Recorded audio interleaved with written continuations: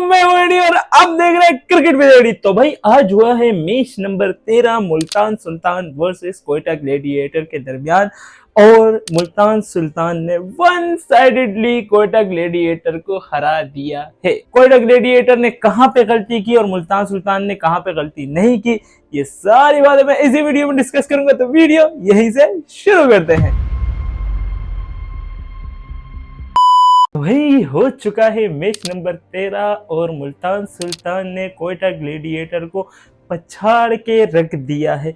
मतलब first batting के बाद हमेशा हम सोचते हैं कि तकरीबन यार शायद ये बॉलिंग पिच है, थोड़ी बहुत कंडीशन खराब है, लेकिन देन जब सेकंड बैटिंग शुरू होती है, बिल्कुल शुरू होती है, हम लोग उठ जाते हैं नहीं भाई ये तो हमारे साथ फ्रॉड हो चुका है। मतलब ये तो थर्ड क्लास खेली है कोयटा ग्लैडिएटर, इतना कोई गंदा खेला है। मतलब आज बैटिंग पोजीशन कोयटा ग्लैडिएटर ने थोड़ी सी चेंज की है। सऊद शकील वन डाउन आया खुद और ख्वाजा नाफे को ओपनर भेज दिया गया, लेकिन यहाँ पे ख्वाजा नाफे ने आज फिर वही किया जो वो करते आ रहे हैं। मतलब अगेन फेल, 7 बॉलों पे 12 रन बनाए, 1 चौका और 1 छक्का मारा है ख्वाजा नाफे ने। आपको इतने अच्छे अच्छे चांस मिल रहे हैं और आपको आपकी फ्रेंचाइज इतना बैक कर रही है, लेकिन फिर भी ये बंदा परफॉर्मेंस नहीं दे रहा। ये सारी इसी की गलती है। ये अपनी गलतियों की वजह से सिर्फ और सिर्फ पीएसएल में भी फ्रेंचाइज इसको उस हिसाब से नहीं लेंगे, साथ ही साथ पाकिस्तान क्रिकेट टीम में भी अब मुश्किल ही नज़र आ रहा है कि ख्वाजा नाफे आगे जाके खेले, क्योंकि इनकी जिस हिसाब से परफॉर्मेंस है, इनकी हाइप तो बहुत ज़्यादा बनी हुई थी। तो हम भी कह रहे थे कि बहुत अच्छा प्लेयर है और है भी, लेकिन खुद को यूटिलाइज नहीं कर पा रहा, खुद के ऊपर वर्क नहीं कर पा रहा और परफॉर्म नहीं कर पा रहा। जो आपकी जर्नी के शुरू का जो स्टेज होता है, अगर आप वहीं पे परफॉर्मेंस ना दो ना, तो आप फिर कभी भी ना बिग प्लेयर बन सकते हो, ना आगे जाके अच्छा खासा सर्व कर सकते हो। ख्वाजा नाफे आज 7 बॉलों पे 12 रन बनाए। हमेशा का यही हो गया है कि मतलब कोई भी बड़ी इनिंग नहीं आ रही। मुझे नहीं याद, बिल्कुल नहीं याद ख्वाजा नाफे की लास्ट 50 कब आई है, किस स्टेज पे आई है, बिल्कुल मुझे नहीं याद। तो आप कह सकते हो कि ये प्लेयर खुद को ज़ाया कर रहा है और अच्छा खासा ज़ाया कर रहा है। ये इसको बाद में एहसास होगा कि मैंने ये कितनी बड़ी अपॉर्चुनिटी मिस कर दी है। बहुत कम लोगों को अचानक ऐसे मौके मिलते हैं जो पाकिस्तान क्रिकेट टीम से खेलने। इतने टाइम से लोग लगे हुए होते हैं लाइन में पाकिस्तान क्रिकेट टीम में आने के लिए, डोमेस्टिक में 10-10 साल रगड़े खा लेते हैं, लेकिन फिर भी पाकिस्तान क्रिकेट टीम में नहीं आ पाते। अगर आपको अपॉर्चुनिटी मिली हुई है कि तकरीबन कोई 2-2.5-3 साल के अंदर अंदर आप पाकिस्तान क्रिकेट टीम से खेल रहे हो, तो अपने लिए एजाज समझो और उसको यूटिलाइज करो, खुद के ऊपर वर्क करो, खुद के स्किल्स के ऊपर वर्क करो, हर किसी से टिप्स लो, जो भी मिल रहा है उससे टिप्स लो, अपनी बैटिंग सुधारो और आगे जाके खुद को ग्रेट प्लेयर बनाओ। हमारे जो यंगस्टर हैं उनकी सबसे बड़ी गलती यही है कि उनको थोड़ी सी फेम मिल जाती है, वो भटक जाते हैं। सेम अयूब का भी यही हाल है, ख्वाजा नाफे भी हो गए और ऐसे बहुत सारे नाम है जिनको शुरू में फेम मिल जाती है तो वहां पे वो लोग पागल हो जाते हैं और अपनी जो बैटिंग स्किल्स हैं उससे भटक जाते हैं। सैम अयूब की जो स्किल्स थी ना, उसके ऊपर हर कोई बात करता था कि इस जैसा प्लेयर कोई नहीं है। कंपैरिजन कराते द ग्रेट सईद अनवर से इसका कंपैरिजन कराते थे, लेकिन अपनी बैटिंग को उसने यूटिलाइज नहीं किया, बॉलिंग के ऊपर गया, दोनों जगह से मतलब बिल्कुल फेल हो गया। अब तो बॉलिंग में भी उस हिसाब से परफॉर्मेंस नहीं दे पा रहा। तो मतलब बात सारी यही आती है कि यंगस्टर्स को चाहिए खुद के ऊपर काम करे। ये वक्त होता है जहां आप खुद के ऊपर काम करो। जब आप तकरीबन कोई 30-35 की उम्र से क्रॉस कर जाओ, देन उसके बाद चिल का टाइम आता है, तब आप जाके टिप्स भी दे सकते हो बच्चों को। लेकिन अभी आप लोग बिल्कुल यंगस्टर हो, आपको खुद के ऊपर काम करना चाहिए और अच्छा खासा काम करना चाहिए। ये अपॉर्चुनिटी 22-25 करोड़ आवाम में से अगर आपको मिल रही है तो आप बहुत ज्यादा लकी हो। तो खुद के ऊपर काम करो। सऊद शकील वन डाउन है, लेकिन वन डाउन पे भी आके उसने कैप्टन नॉक खेली है। नॉक अच्छी, लेकिन 50 को मैं किसी खाते में भी नहीं रखता। 41 बॉलों पे 56 रन, तकरीबन 34-35 बॉलों पे 50, मैं इस नॉक को कहीं पे भी नहीं रखता, स्पेशली T20 के अंदर अंदर।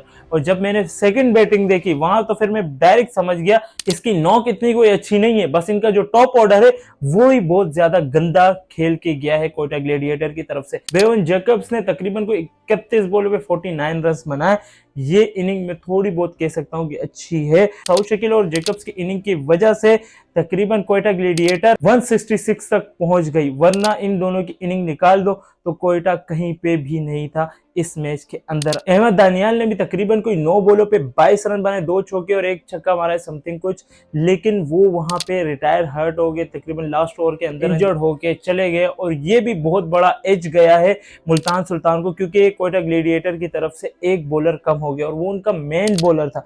अहमद दानियाल इस टाइम पे कोयटा ग्लेडिएटर के लिए फास्ट बॉलिंग में एक मेन और एक की बॉलर है। मुल्तान सुल्तान के लिए बहुत बड़ा एज हुआ है क्योंकि एक बॉलर कम खेला है कोयटा ग्लेडिएटर की तरफ से। रायली रूसो इस टूर्नामेंट में बिल्कुल ऑफ, बिल्कुल मतलब किसी भी फॉर्म में नहीं लग रहे रायली रूसो। अभी तक समथिंग कोई 2 बॉलों पे 1 रन बनाया, ऐसे कुछ रन बनाए। Quetta gladiator Hasan Nawaz, Rilee Rossouw, Khawaja Nafay, इन लोगों के ऊपर भरोसा करके टीम पूरी बनाई थी इन लोगों ने प्लेइंग 11, लेकिन ये तीनों बिल्कुल ऑफ नजर आ रहे हैं। तब जाके कोयटा ग्लेडिएटर बहुत ज्यादा खराब चल रही है इस वक्त। मुल्तान सुल्तान की तरफ से स्टीव स्मिथ की अगर मैं बात करूं, 31 बॉलों पे समथिंग 55-56 रन बनाए, बहुत बेहतरीन, और साथ में 14 बॉलों पे 32 रन बनाए साहिबजादा फरहान ने। इन दोनों ने शुरू में ही मैच बिल्कुल साइड पे कर दिया। 3.2 या 3 ओवर्स के अंदर अंदर समथिंग कोई 50 रन बना दिए, और 5 ओवर के अंदर अंदर जब 70 रन बन जाए ऐसे टोटल के सामने, तो वहां पे मैच वहीं पे खत्म हो जाता है। मैं वहीं पे समझ गया भाई आज फिर ये बोरिंग मैच जो है बहुत ज्यादा बोरिंग हुआ है। बैटिंग जब शुरू हुई मुल्तान सुल्तान की, शुरू ही 2-3 ओवर के अंदर अंदर पूरा उन्होंने गेम साइड पे कर दिया। स्टीव स्मिथ, मैं इसके ऊपर बहुत ज्यादा शाबाशी दूंगा इसको यार, मतलब ये अलग ही बंदा, बिग बैश के बाद ये अलग ही माहौल से खेल रहे हैं, किस कैलिबर का प्लेयर हो गया है। अब जिस हिसाब से टेस्ट प्लेयर हम इसको बोलते थे, अब बिल्कुल जैसे ही आते इसके ऊपर हमें भरोसा है कि ये खेल रहा है तो ये अब इस बॉल पे शॉट्स मारेगा और इस बॉल पे शॉट्स मारेगा, इस बॉल पे छक्का मारेगा, ये सोचने लग गए हैं स्टीव स्मिथ के दरमियान। मतलब यार ये होता है, ग्रेट प्लेयर खुद को कैसे चेंज करता है। मैं स्टीव स्मिथ को देख के समझ गया कि T20 के हिसाब से खुद को चेंज करना बिल्कुल मुश्किल बात नहीं है। आप ग्रेट प्लेयर होने चाहिए, तभी आप चेंज कर दोगे खुद को।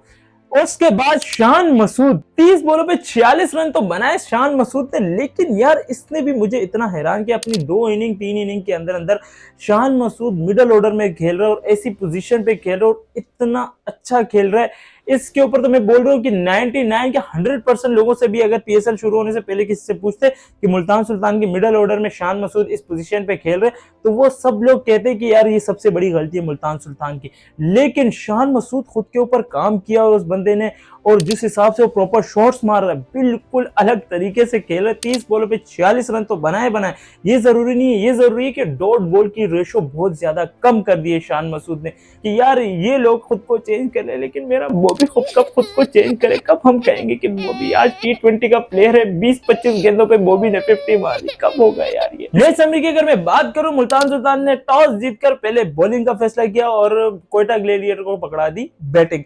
कोयटा ग्लेडिएटर की तरफ से ख्वाजा नाफे और शमाल हुसैन आज है ओपनिंग पेयर के लिए। 7 बॉलों पे 12 रन बनाए ख्वाजा नाफे ने और ख्वाजा नाफे आउट हो गए हैं। फिर से मैं एक बार दफा मेंशन करूंगा, आपके पास अभी भी चांसेस है इस PSL में, जितने भी मैचेस रहेंगे खुद को यूटिलाइज करो, खुद के ऊपर वर्क करो और प्रूफ करके दिखाओ कि आप बहुत ग्रेट प्लेयर हो। देन साथ ही साथ 4 बॉलों पे 2 रन बनाए शमाल हुसैन ने। इसको मैं जज नहीं करूंगा क्योंकि रिसेंटली परफॉर्मेंसेस अच्छी कर रहा है, तो एक मैच ऐसे ऑफ हो जाए तो इसके ऊपर जज नहीं किया जाता, यंगस्टर है। सऊद शकील ने 41 बॉलों पे 46 रन बनाए, 6 चौके और 1 छक्का मारा है सऊद शकील ने। ग्रेट नॉक नहीं कह सकते लेकिन डिसेंट नॉक है। 22 बॉलों पे 20 रन बनाए हसन नवाज ने, 3 ही चौके मारे और 0 छक्के। मतलब यार हसन नवाज के ऊपर सब ही बात कर रहे थे, लेकिन मैं हमेशा से इसके ऊपर ये बात करता हूं कि ये अगर ग्रेट प्लेयर होता तो ये शुरू से पता चल जाता। कह सकता हूं कि कुछ परफॉर्मेंसेस इसकी बहुत ज्यादा अच्छी आई है, लेकिन इस टूर्नामेंट में और रिसेंटली इसकी जितनी भी परफॉर्मेंसेस है मुझे बिल्कुल भी समझ नहीं आ रहा है ये बंदा। देन उसके बाद रायली रूसो 3 बॉलों पे 1 रन बना के आउट हो गए हैं। रायली रूसो भी इस टूर्नामेंट में ऑफ नजर आ रहे हैं और बिल्कुल ऑफ नजर आ रहे हैं, कहीं पे भी कुछ भी परफॉर्मेंस नहीं करके दिखा रहे।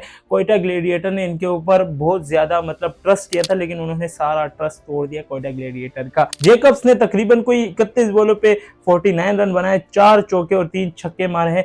अच्छी नोक खेली है एंड में जाके। अगर ये ना मारते तो कोयटा ग्लेडिएटर बिल्कुल भी इस गेम में नहीं रहता। तकरीबन 110-20 रन ही बना पाते कोयटा ग्लेडिएटर। अहमद दानियाल 9 बॉलों पे 22 रन बनाए, 2 चौके और 1 छक्का मारे और रिटायर हट होके वापसी चले गए हैं। ये एक एज मिला है मुल्तान सुल्तान को, क्योंकि कोयटा ग्लेडिएटर की तरफ से उनका मेन बॉलर इंजर्ड हो गया और वो नहीं खेल रहा। तो ये होता भी तो उस हिसाब से नहीं कर पाता, क्योंकि मुल्तान सुल्तान के अपना अलग ही हिसाब से खेल रहे हैं। मतलब स्टीव स्मिथ और साहिबजादा फरहान अलग ही लेवल से खेल रहे हैं। बॉलिंग की अगर मैं बात करूं, एस्टन टर्नर ने तकरीबन 3 ओवर में 16 रन दिए, 1 विकेट लिए। Brilliant bowling as a captain, बहुत अच्छी बॉलिंग की है। 5 की इकोनॉमी से अगर रन दे रहा है बंदा तो बहुत अच्छी बॉलिंग है। मोहम्मद नवाज 4 ओवर में 30 रन और 3 विकेट, बहुत ब्रिलियंट अच्छा कमबैक किया है मोहम्मद नवाज ने। मेन विकेटें भी लिए और टीम के लिए बहुत ज्यादा अच्छा साबित हुआ। पीटर सेडल 3 ओवर में 40 रन और 0 विकेट, आज अच्छी खासी कुट खाई है पीटर सेडल ने।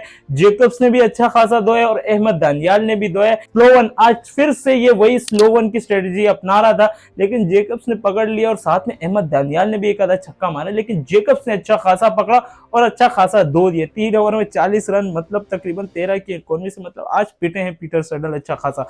Mohammad Ismail 1 over 10 run 0 wicket. Faisal Akram 3 over 31 run 0 wicket. Arafat Minhas 4 over 14 run और 2 विकेट, मतलब ब्रिलियंट तरीके से बॉलिंग कर रहे थे। शुरू में कमर ही तोड़ दी थी इन्होंने कोयटा ग्लेडिएटर की। 3 की इकोनॉमी से जो बंदा विकेटें ले 2, तो वो बहुत अच्छी बॉलिंग। मुझे क्यों लग रहा है कि आगे जाके शादाब को तो रिप्लेस नहीं कर सकता, लेकिन नवाज को शायद ये रिप्लेस। यहाँ पे खत्म होती है कोयटा ग्लेडिएटर की बैटिंग, यहाँ पे शुरू होती है मुल्तान सुल्तान की बैटिंग। और शुरू में ही साहिबजादा फरहान और स्टीव स्मिथ पिछाड़ देते हैं कोयटा ग्लेडिएटर को। उनकी थोड़ी बहुत जो उम्मीद होती है वो खत्म कर देते हैं। भाई किस चीज उम्मीद से आए हो, ये स्कोर बना के भी तुम उम्मीद रखोगे मुल्तान सुल्तान से जीत जाओगे? यार उनके ओपनर अलग लेवल के, अगर उनके ओपनर अच्छे चल जाएं तो वो मैचेस आराम से जीत पाती हैं। अगर उनके ओपनर उस हिसाब से ना चले तो वो इजिली हार जाती। मुल्तान सुल्तान का भी सारा डिपेंड है फिलहाल वो अपने ओपनर्स के ऊपर है। साहिबजादा फरहान ने 14 बॉलों पे 32 रन, 4 चौके और 2 छक्के। मतलब इस प्लेयर की मैं क्या तारीफ करूं, इसकी तारीफें खत्म हो गई, हमारे पास अल्फाज खत्म हो गए इसकी तारीफ करने के लिए।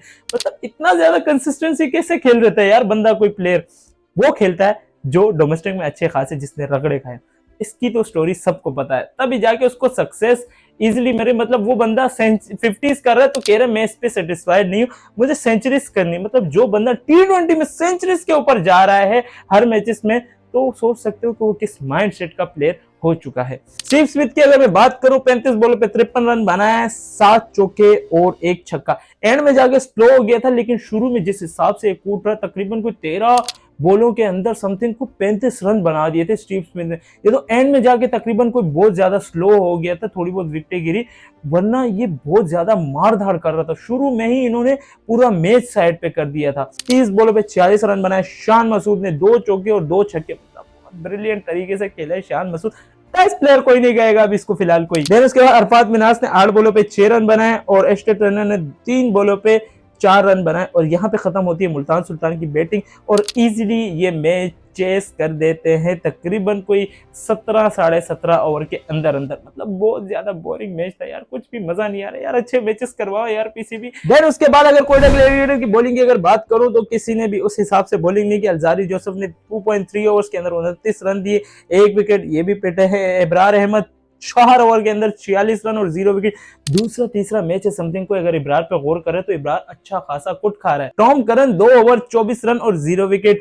उस्मान तारिक 4 ओवर 25 रन और 0 विकेट, मतलब अच्छी इकोनॉमी, विकेट नहीं ली, लोग अच्छी इकोनॉमी से बॉलिंग कर रहे थे। सऊद शकील 3 ओवर 25 रन और 1 विकेट। मतलब आप यहाँ सोच सकते हो यहाँ पे अहमद दानियाल का ना होना कोयटा ग्लेडिएटर के लिए बहुत ज्यादा नुकसानदेह हुआ, लेकिन अगर वो होते भी तो मेरे हिसाब से ये लोग इजीली हार जाते, क्योंकि बैटिंग ही उस हिसाब से नहीं की कोयटा ग्लेडिएटर ने। हसन नवाज ने 2 ओवर में 17 रन दिए और 2 विकेट ले गए, मतलब हसन नवाज विकेट ले गए। यहाँ पे हार चुकी है कोयटा ग्लेडिएटर और मुल्तान सुल्तान जीत चुकी है ये मैच। प्रेडिक्शन की अगर मैं बात करूं तो आपका भाई प्रेडिक्शन फिर से जीत चुका है। मतलब कोई 8 प्रेडिक्शन जीता हूं मैं और 4 प्रेडिक्शन में हारा हुआ हूं।